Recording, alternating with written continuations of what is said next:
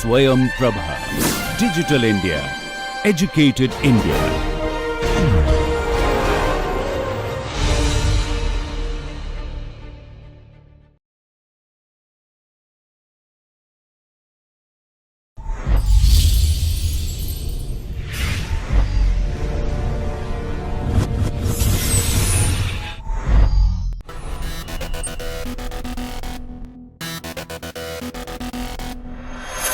In this course, now we have reached at a point where we can talk about relationship between language and cognition. This is a very significant relationship for us to understand in the course on language and mind.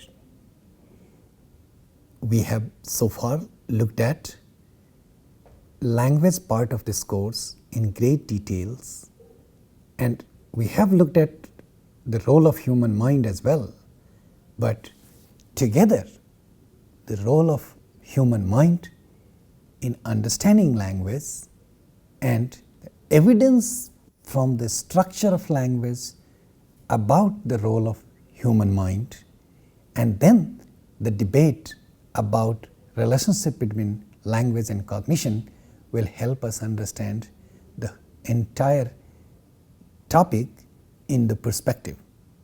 Now, we have looked at the underlying patterns of human mind. We have looked at underlying patterns of different parts of language, such as sounds, words and sentences, which help us understand the role of human mind in understanding language. Again, we have looked at each part in details to see such patterns that underlie language. Now,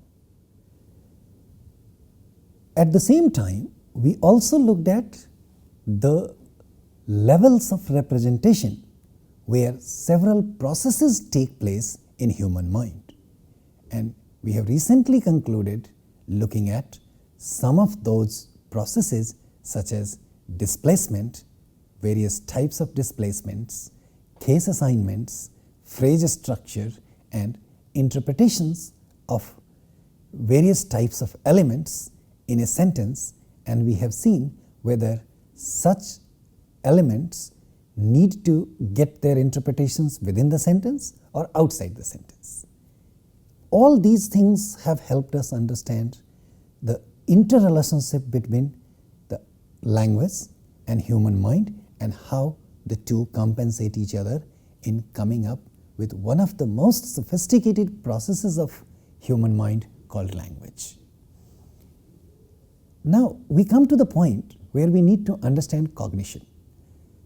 In the general literal sense of the meaning of the word, cognition means understanding. Then it's important that we look at language from the perspective of cognition. If we want to understand the discipline in which we study cognition, then the discipline is called cognitive science. It's an interdisciplinary approach of looking at how humans understand. And naturally, it ranges from all kinds of fields like philosophy, mathematics, neurobiology and whatnot. So, and we will bring you to the point where we will only look at the relationship between language and cognition. So, what are the important questions? We will try to approach two of them. Rather, we will try to make you understand that there are two questions that are vital in the field of cognitive science when it comes to the relationship between language and human mind. These two questions have been very significant from the very beginning, and they continue to be so. The questions are there on your screen. What's the relationship between language and cognition? And more important question, rather an extension of this question, is do people who speak different languages think differently? And at the same time, you can come up with one more related questions. Do we need language to think? These questions have been important for people understanding and discussing these disciplines in the broader domain of cognitive science. One of the major goals of this discipline has been to come up with a unified theory. And what they mean by unified theory is an approach that combines all kinds of learning, including language. Now, what are the types of learning that you can count on? Besides language, which we have looked at in greater details, we have also looked at learning of language in very details. Let us name few other types of learning. We learn to see, we learn to hear. Then there are kinds of learning like singing, dancing, swimming, driving, painting. Now, if we try to compare the types of learning that I have just mentioned to you, you will see a striking difference between at least two, that is language and seeing. You can think more, you can look at more literature to look at these issues in details. But to help you understand this question, I'll try to restrict examples to only a few so that you can understand the questions properly. Again, the question is, what's the relationship between the kinds of learnings that we have just heard, such as language and seeing on one side, and dancing, swimming, biking, driving, flying, painting, etc., etc. If there are, then what are they? And if there is none, then what's the differences between these? See, on the basis of these things, we have been saying and trying to underline that language learning is a child's play, which simply means, and if we try to understand the questions that we have just asked in this context, then it means language learning is totally effortless. We do not put any effort in learning a language as the primary means of, as we know, language being the primary means of socialization and a means of everything that we do. We do not need to learn a thing about language. We pick it up from very early stage with our interactions with the societies. However, we do need to put efforts in learning all other types of things that we have looked at. For example, painting, swimming, dancing, singing. We need to put in effort to learn all those things. So the issue of effort is one such thing which distinguishes two types of learning. At the same time, I also mentioned seeing. We do not put efforts in seeing, in learning to see. However, that is also different from language. Now, the question that we have just discussed is important to understand the major goal of cognitive science. If, like I said in the beginning, if we try to summarize the if we try to summarize the aim of cognitive studies, then we can put it in one sentence that one of the goals of cognitive science is to come up with a unified theory which combines all kinds of learning, including language. Lot of people have argued in favor of that, and lot of people have also argued against that.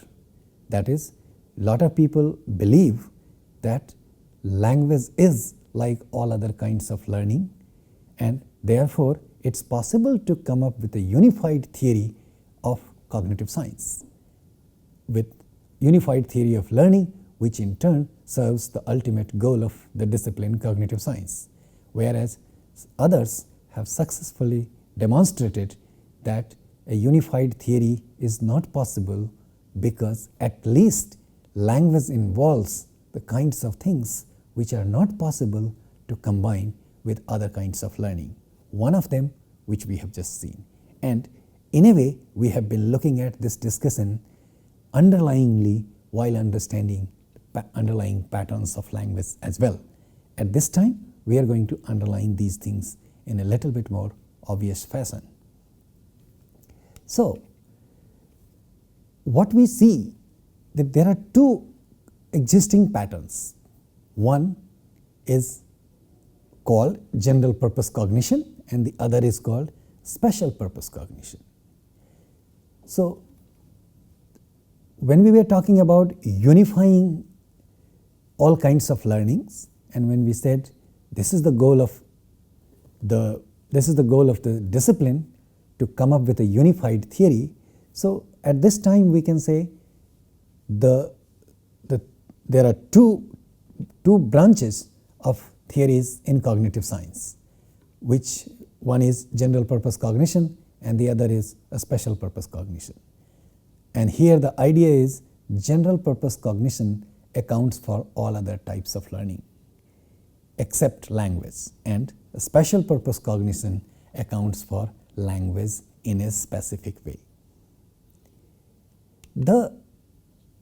At length, cognitive scientists have attempted to show that the artificial intelligence programs and computer algorithms can combine general problem solving and aspects of language acquisitions and processing together.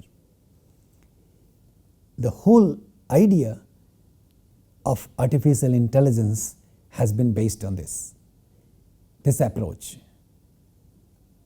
However, it has not been successful to a great extent, because the general problem solving of the discipline of artificial intelligence can come up with computer algorithm for other kinds of learning that are part of general problem solving in computer science and general purpose cognition in cognitive science, but they have difficulty coming up with computer algorithm for the aspects of language acquisition and processing. And again, we have looked at some of these things, but we will try to look at it once again. There were two dominant patterns in the field of linguistics to understand language learning, at least in 1950s. What was the dominant pattern which came from psychology was an idea to pursue language as a matter of behavior. It was argued that language is one of the human behaviors. One of the output of this theory was we learn language when we hear and interact with the society, and in a way it becomes part of human behavior, and thus we end up speaking. When the other theory in the field of language learning came up, and which was primarily advocated by Chomsky and then later by many other people, was primarily based on the significance of human mind. What they observed, that the entire role of human mind was missing from the theory. The entire specific focus on human mind in learning was not part of behaviorist approach, which considered language as a behavior. And one of the primary things that Chomsky suggested to deny such a theory was the fact that if we think we learn language by socializing and imitating others, by which language becomes human behavior, then we will end up speaking only what we hear. The fact that humans are capable of coming up with sentences which they have never heard before shows that there is something else that is going on. And from here onwards, he picked up and talked about the significance of human mind in learning language. This was one of the beginning point to show that language learning is different from other kinds of learning. And then on the basis of these observations, he proposed that on the basis of these aspects, he proposed that every normal human child is born to acquire language because the child is born with a specific capability which is known as language acquisition device. This language acquisition device has universal grammar in it. Now, what we have seen universal grammar as a set of principles and also a set of parameters. Take yourself back when we were discussing in the first few classes when we were talking about language acquisition. We have looked at the issue that language acquisition device contains universal grammar, and in turn universal grammar has two parts. One part relates to the principles of language, along which languages are similar to one another, along the lines of which we account for the fact that there are lots of similarities among languages. However, the differences among languages are accounted for by parameters. So Chomsky has argued that both set of principles and set of parameters are part of universal grammar, which in turn is part of language acquisition device, and every child is born with this device. And then on the basis of socialization in the society, that is in the immediate environment, the child receives input which goes in human mind, activates the principles and parameters, and thus comes up with language. In addition, he also invokes generative capacity of human mind in coming up with what generative capacity basically looks at is pairing of lexicon and syntax. That is the rules. The two parts, that is lexicon and set of rules, and in that also, at least in recent discussions, Chomsky tries to put total emphasis on what he has been calling faculty of language, and that faculty of language contains what he calls recursion, and in general term will be basically syntax. So syntax he emphasizes that is major part of what we know as language acquisition device and generative capacity. And he has given tons of examples to underline this thing, and we all know that we speak so many things that we don't know how to describe. So basically at this point we can understand what I have been saying, that what we create while acquiring language and what is known as knowledge of language is really the kind of knowledge that we know, but we don't really know that we know all of them. And this is why we are unable to talk about them, but we can perform properly without any difficulty and with grammaticality and acceptability. That is attributed to generative capacity.